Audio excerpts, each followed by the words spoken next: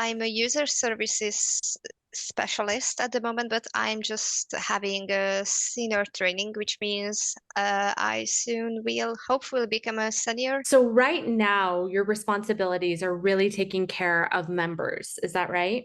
Yeah, we do like all the member stuff, if you can say it like that. Usually in a shift which is 8 hours, we handle between 100, 150 chats. Sometimes it's more, sometimes it's a little bit less. I'm curious, like, are there recurrent themes of what people write in about or call about? Is there something that it's like usually it's going to be this issue or this thing? Private chat complaints, like that's the easiest thing to detect. Like I had this issue with this model, the screen was freezing during the session and stuff like that. Um, so when I see this message like I have a complaint, I want a refund, I'm so disappointed, like these short sentences, and I immediately know, okay, it's going to be a private chat complaint. Also, if we have a promotional season, so if we have some special promotions, of course, a lot of inquiries arrive about them as well. And it's the same, like you get a message and the text is only 90% and the question mark, it's going to be about the promotion. Okay, so what would you say is your main job for the member when they write you and they have a complaint, they're upset something happened in the private or whatever? What's your main goal or objective for them? Well, the main goal is, of course, the satisfaction. So it's never about giving the credits back. It's never about making the company's name really shiny. It's always about the satisfaction. So I always try to reach them, first of all, in their own tone. I think it's super important because if someone is not, let's say, really good in English and they use really difficult words, that can be insulting for them maybe. So it's a really, really important step. And even if you don't have a solution, even if the customer is not happy with the outcome, he can be still satisfied with the service he received from the customer support itself. And I end some chats with the message like, I'm sorry you could not solve my problem. I'm disappointed about that, but you did a great job and thank you for listening to me. And please forward my suggestion about this rule. It would be cool if it could be changed, but overall they don't go as angry or stuff like that. So just to make them feel good. I love that. Okay, so you feel like your main job is to make whoever is writing in feel good. Yeah, indeed. And that is so key and so important because obviously there's something that has made them most likely feel bad. You Yeah. know what I mean? And so you see it as your job to somewhat, obviously, maybe not always can you fix the problem, but at least make them feel good and have a pleasant experience. And I think we all know that that can help turn around your experience. If you Yeah. have a hard time with something and then someone in customer service does their job very well, that can almost undo whatever happened. Yeah, and also it's really important for me as well because lately with all these chatbots and it's really easy to search on everything on internet, also with the new ChatGPT thing. So it's also important so we can kind of protect our jobs because if I just provide information for a member like he comes in and he tells me, hi, I'm looking for this model. I can tell him that she's not available, but you can use this option, you can use this feature, you can find an alternative solution and stuff. So it's really personal. But if I just provide information that I could be easily replaced, with an intelligent software. So it's a really important part as well.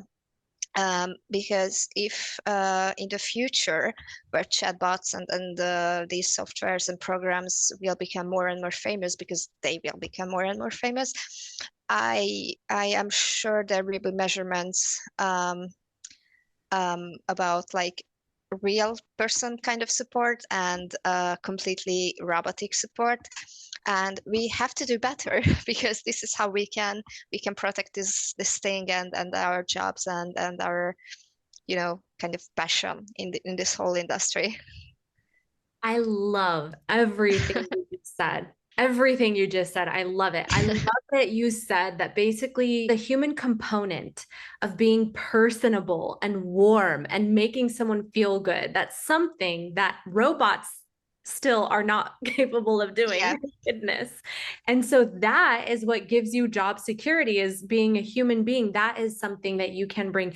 It's so interesting you bring that up, because just the other day, my brother calls me and he's like, you have to get this thing called Chat GPT. And I had no idea what it was. It was the first time I heard about it. And he was like, this thing could come up with interview questions for you when you're doing interviews. And I was like, no, that's actually what I love to do. I don't want this thing to come up with the questions for me. Like, this is what gives me joy, is the yeah. art of conversation and the art of forming questions, you know? I'm just looking for a job where I can develop some soft skills as well, because hard skills can be learned anywhere now. YouTube, you can download ebooks and stuff. But to develop soft skills, you really need to get this human interaction, because just as the warmth of our job cannot be replaced by robots, these human interactions cannot be tough. Like, I learned some basic psychology and stuff, but it's not the same. And you really need to get into those challenging situations, and you really need to speak with really angry people, really disappointed people, people who lie all the time, to get this experience and get yourself ready for like all the kind of situations. And it gives you a lot of safety, not just in your work, but in life as well. Because I believe at this point, there's no communication situation I cannot handle. So even if I am the member for somewhere, or I am the provider, I can handle the situation. And I really love this. Like, speaking, talking, communicating was always a passion for me since I was a kid. So I heard about Docler from a friend of mine, and they talked about the position, and I found it interesting. You know, there's a slight of some IT and payment stuff also there, so I could have some experience about this as well. So yeah, it's just great as it is, and it really hits a lot of points I'm interested in my personal life as well. Oh my goodness, yes. I truly think relationships are probably the highest form of currency. It's very important to have good relationships. And in order to do that, you have to know how to have these soft skills. I think they're extremely valuable.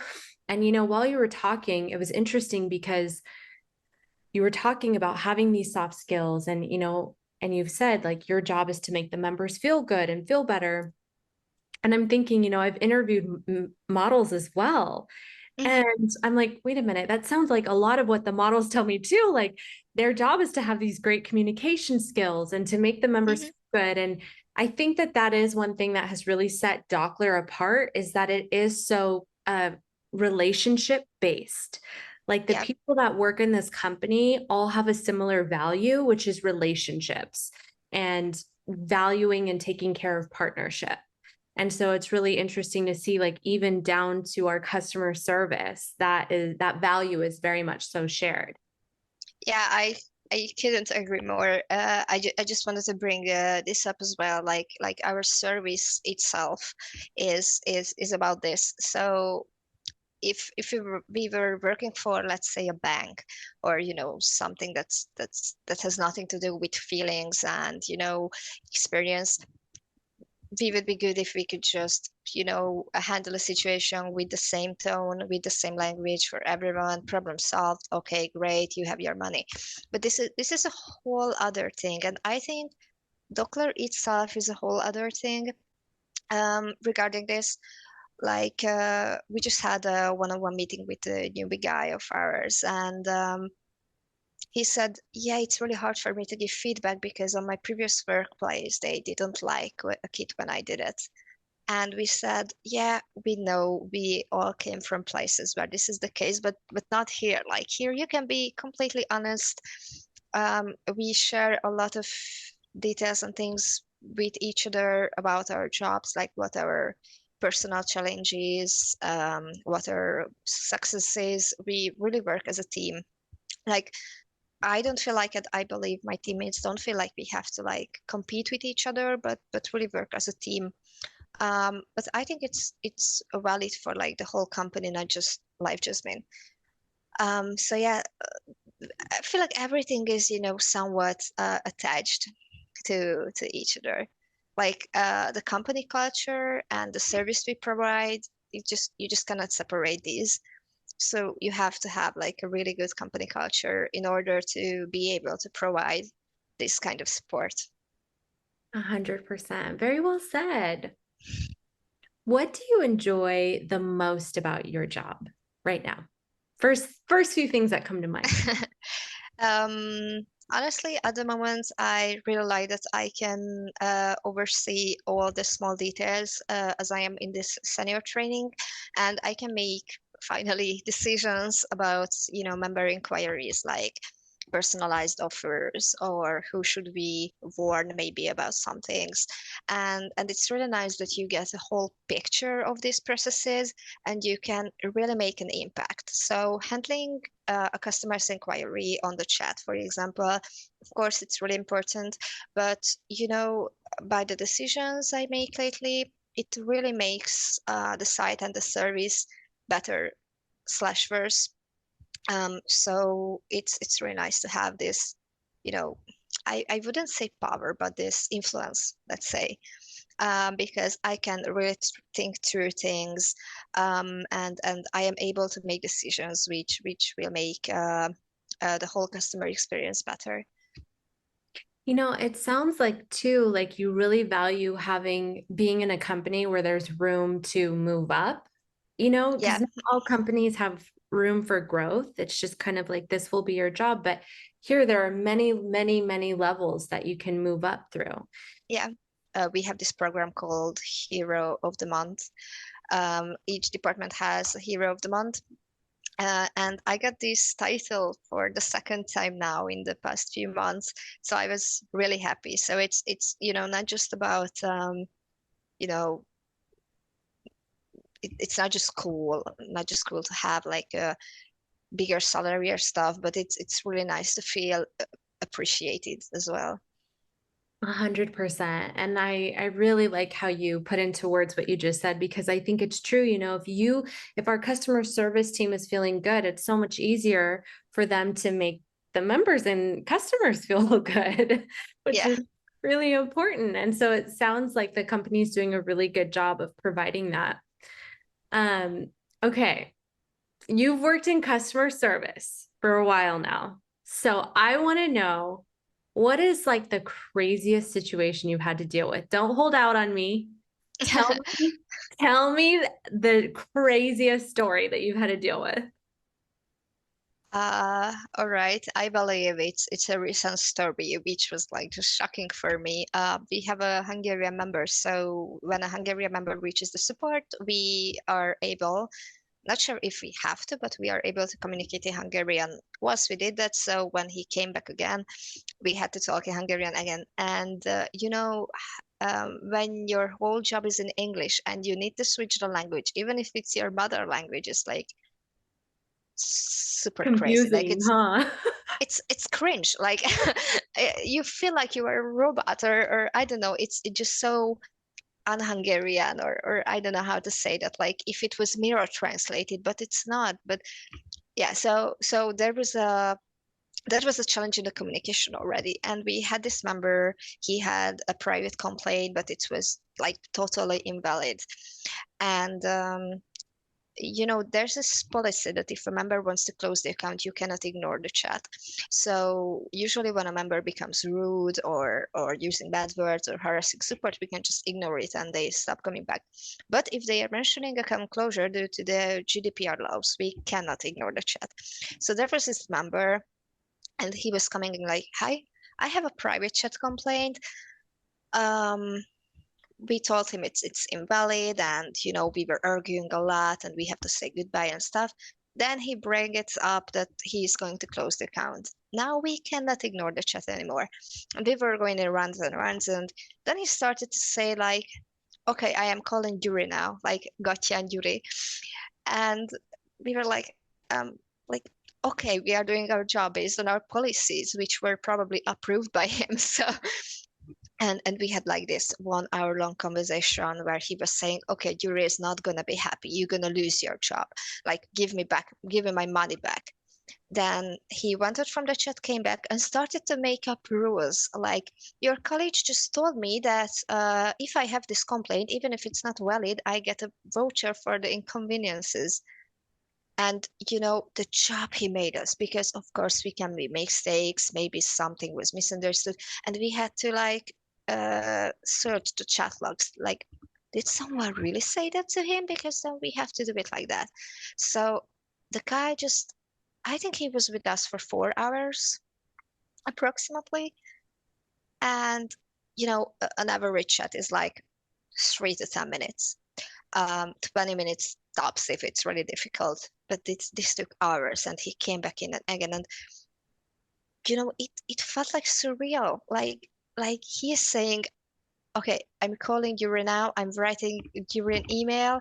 Okay, I'm going to your office and stuff. And we're like, and he's Hungarian, so he could actually do that if he wishes. And you're gonna lose your job, and stuff like that. So it was crazy. And I believe we closed his account at the end. I mean, by his own will, but that was like horrible. And it felt like I believe he was working in customer support as well, because he just knew all the rules. Like, if he says something, we have to do that. If he says account closure, we cannot ignore him. So he was like using these gaps and policies. These policies are usually the same within every company who provides customer support. It was so exhausting, and he just couldn't leave. And the funny thing is that we are talking about like 4, 5 credits, which is, $4 or $5 maybe. And we could give it back to him, but this guy was coming in with the same issue, invalid issue again and again. And we can make sign of goodwill cases, but you cannot do that from a point, because they will get used to it and they will just harassing you to give it to them. So that was the point where we said, okay, you are overcompensated. We will not do this anymore. You are just, taking the time from the models, making a loss for the company. And the guy just made us crazy. I believe that was the most difficult case. But of course, we had some where a member tried to write us an email. He had a debt, and he said, hi, I am the member's mother. He's dead. Then he contacted us on the chat support, like, my mother is crazy. I'm not dead, but I'm financially unstable. So we have these cases too. But this Hungarian guy, he was like tops.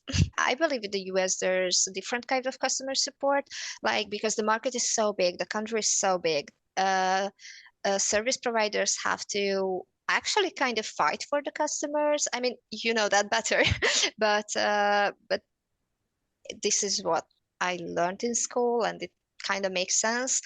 So it's kind of more free in the US maybe to handle a customer's inquiry. And I always see these Karen videos as well. I'm not sure how true is that, but they lie to call the manager. So yeah, we got these. But also so the difference is, members from the US, they usually want to talk with like the CEO, head of support, managers, different department leaders. But members from Europe, they usually want to forward the case to like law firms, police, customer care companies and stuff. I think it's an interesting thing. Like US members seems to trust the company and the company leaders more, while European members rather choose like the official way to go. Yeah. It's interesting because in college, when I was in college, I've worked in customer service myself, but it was different. It was in sales. Like I used to sell clothing and I worked in a high-end clothing store. And I remember my manager telling me that I was never allowed to use the word no with a customer. Yeah. And that, like here in the US, there is a kind of an unspoken rule, but it's spoken behind the scenes that customer is always right. Mm. And so to the point where even I was told I can't use the word no. So if a customer asked me for something that I knew we couldn't do as a company, I had to tell them, well, I don't have the authority to do that, but let me put you in touch with the manager. And then the manager would have to figure out the way to tell them no or whatever. But I couldn't use the word even no. Yeah. Yeah. You know? Yeah, my boyfriend is he is having a lot of clients from the US. He has a design studio, and he said the same. Like you have to work so hard to get clients, to keep your clients. You have to provide like just an excellent customer support. And actually, you always have to provide an excellent customer support. But for someone in Europe or in Hungary, let's say you don't really have the risk to lose the customer because they don't have so many options in the country itself. But yeah, it's interesting, and yeah, this is a thing they do. Like we have a lot of policies to handling these threats and stuff, and actually sometimes people write emails to our CEOs like Yuri and Karchi, to like the common help@livejasmine.com email address. And we always find it funny because we have to handle these tickets, and someone is like, "Dear Judy, I have this issue with this admin on the super chat, and he's writing a complaint about me, but I'm gonna answer it like, we are sorry you are dissatisfied. We believe the admin didn't mean it like that." So yeah, it's kind of like a matrix. What would you say is the percentage of crazy calls that you get in a day versus just normal that something just needs to be handled? I believe it's 85-15. Like 15 is the crazy, which means about 20-25 chats a day, which can be still a lot.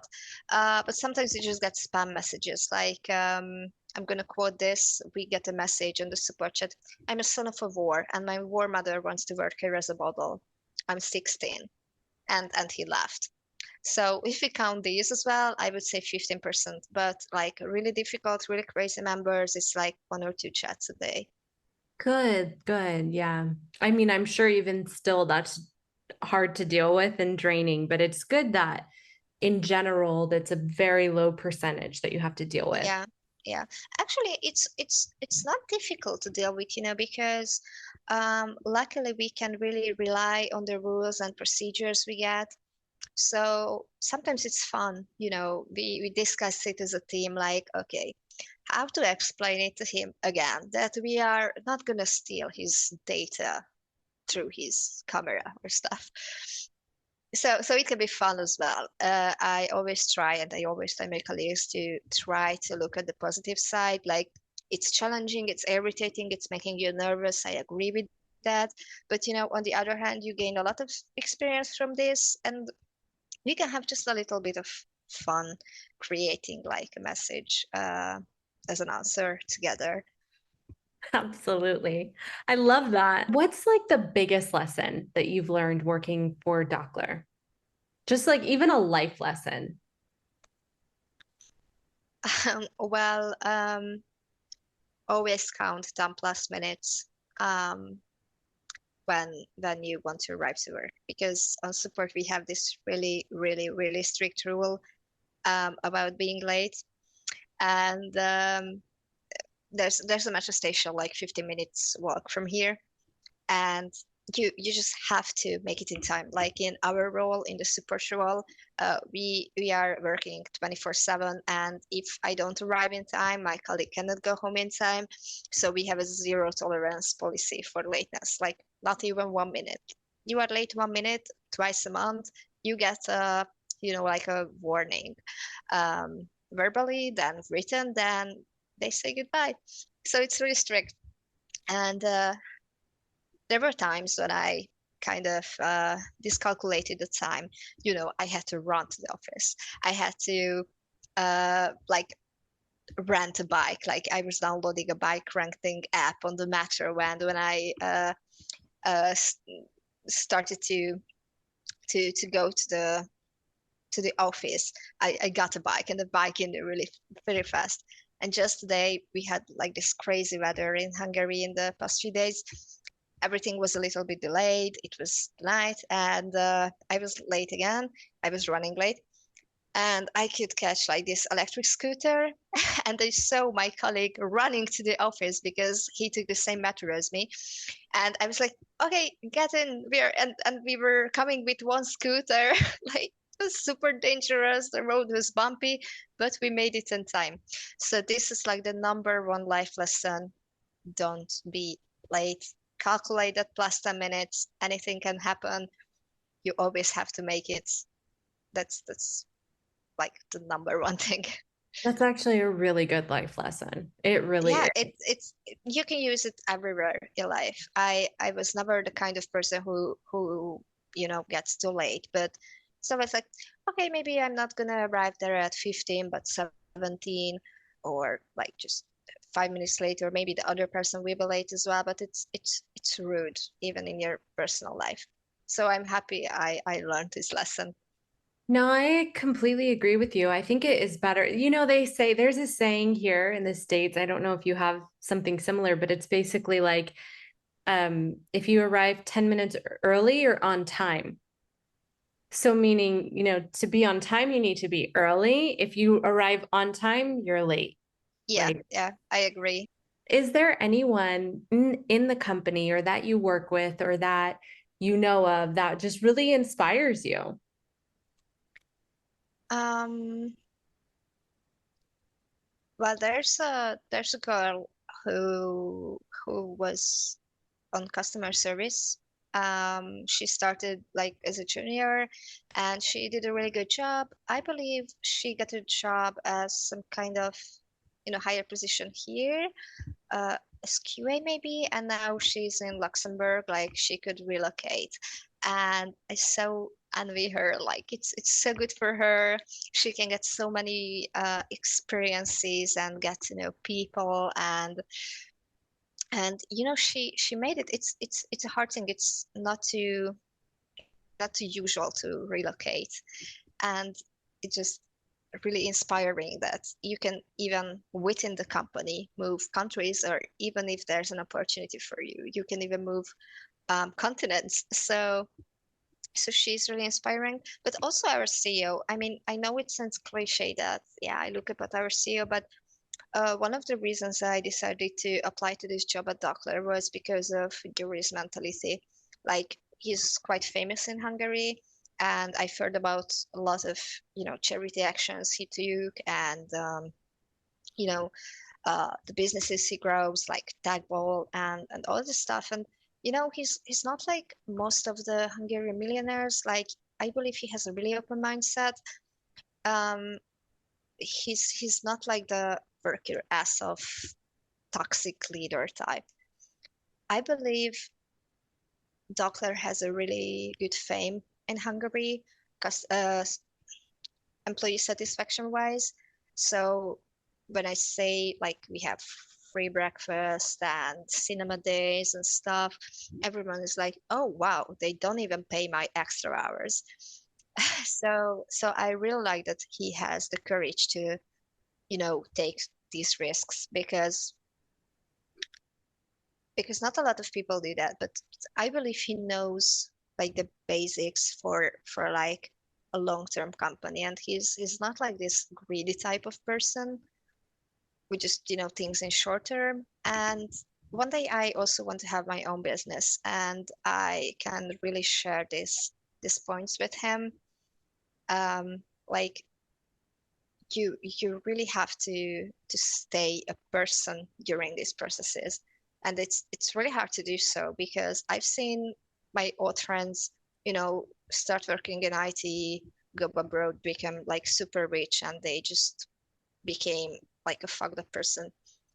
And based on what I see in our company, in the media, um, via tag ball and stuff, I believe Yuri is still good person, um, regardless the lot of weight on his shoulders.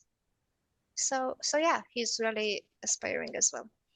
Yeah, I agree. And I think too, that's a big part of why this company has remained so relationship centered and based. Like the founders are the seeds of the company and everything else grows from there. So when you do have people or someone who's able to remain centered, then the rest of the company can remain centered and warm and human as well. And hopefully we will not get replaced by artificial intelligence anytime soon. I really hope so, because when I started to work in customer service, it was like 2018, and I was like, okay, this is a kind of job that's always going to be needed. And then, oops, chatbots appeared, and I was thinking like, oh shit. Anyways, it's still in demo. It's not working that good. And then, like a month ago, someone says, look, ChatGPT, and I was like, okay, great, fantastic. I should be a doctor that maybe cannot be replaced in my life. But Yeah. yeah, we are doing our best to keep our jobs alive. I genuinely believe with everything in me that technology can become very smart and very advanced. But I think that you really picked up on the one thing that just cannot be duplicated. And that's like the human heart and that warmth and that soul. That's something that you can't just make intelligent and create in a robot. That's like, it's your soul, you know? Yeah, Do you sure. have a favorite memory working for the company or just a really memorable moment, something that stands out? Yeah, I remember I just started like in 2019 here, and I was just 1 or 2 months at the company, and we had this Docler barbecue, in the like garden of this office. We had like a lot of setup for different foods, and maybe there was a pool as well. I'm not sure. Anyways, maybe there was a pool as well. But everyone seemed like, so easygoing, so happy. It was like the last day of school, which is, how that feels. And I felt like everyone is so open, and everyone wants to like just talk and have a great conversation. And I felt like, okay, these people have hearts here. We don't have this, toxic thing that talk behind each other's back, because everyone is like on some level of a friend here. Um, we don't envy each other. We don't want to like put each other in a bad position so we can get a better position. These things just don't exist here, at least in our department. And by the time of this barbecue party, I really felt like calmness. Like I don't have to worry about the stuff my previous toxic workplaces put me through.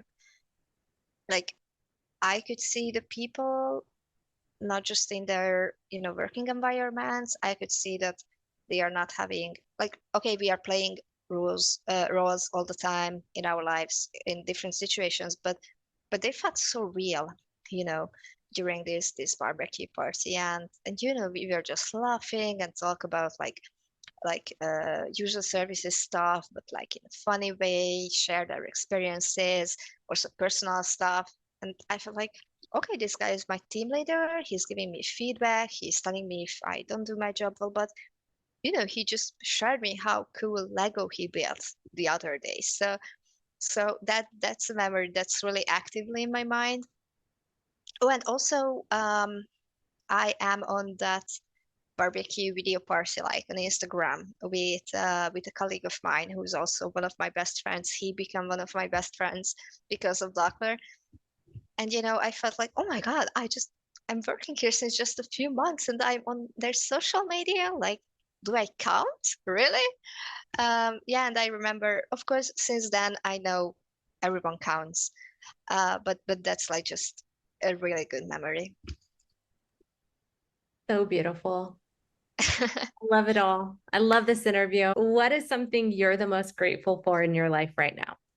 I would say my boyfriend because I went through a really hard time in the past months. Like I had a lot of physical issues. I had some mental challenges. Like I dealt with terrible anxiety.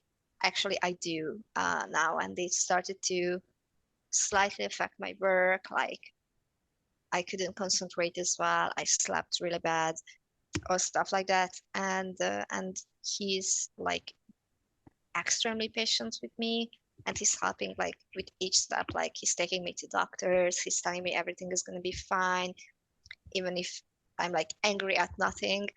He's just saying like, okay, I know you just have like an anxiety attack. It's gonna be better. And I believe he's the reason I can still be here. I can still, do this training. That I can keep focused.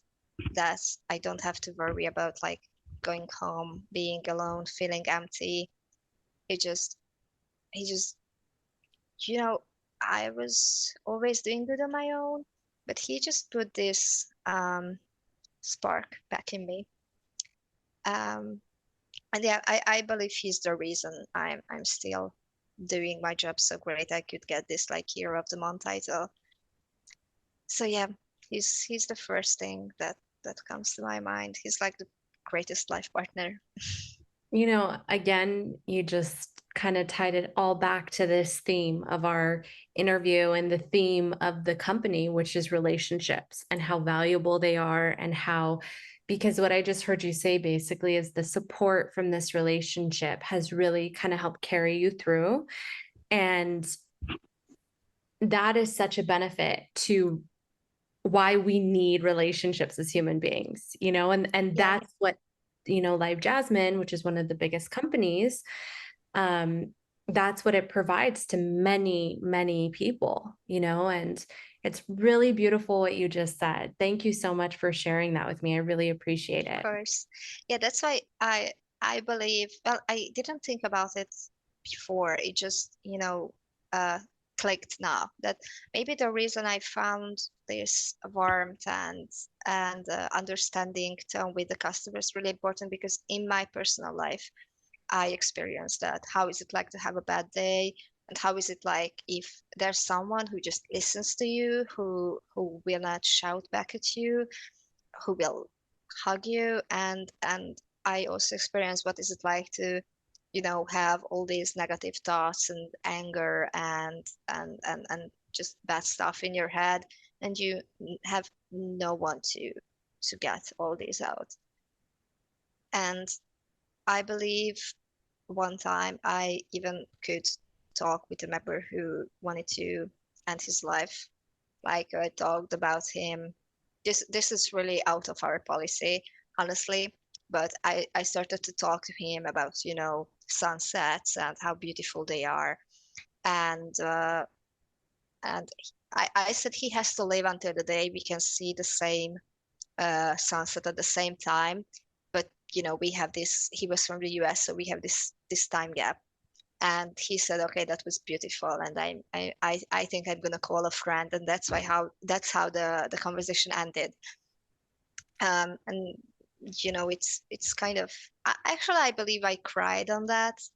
That if if I was just a robot, the robot would say, "Sorry, I cannot give advice about this," and end the conversation. And that's why we are here. That's what we are providing apart from the technical stuff. 100%. It's that human heart. Like, this is, to me, one of the most beautiful things in life is our heart. And again, you just showed the power of it in the story, you shared. And again, I think it just shows like a lot of the people that work for this company, I think they do just have a connection to their hearts. Um, because that is really one of the core values of the company. We really do provide relationship and connection to the world. And yeah, I'm just so grateful I finally got to interview you and to see. Yeah, Yeah. it was really great. And if I can give a feedback to you, because when I was working for this TV channel, I also did a 1 year school to become a television host, and you are doing fantastic in this reporting thing. So this is what they taught us to be like when we are hosting a show, and you could really nicely connect the questions and could see what I really meant, even though English not is not my mother language, so I probably uh had some mistakes in my communication, but still you are doing a very great job. So I'm really happy we could finally talk. I really appreciate that. Thank you so much. Bye. Bye bye.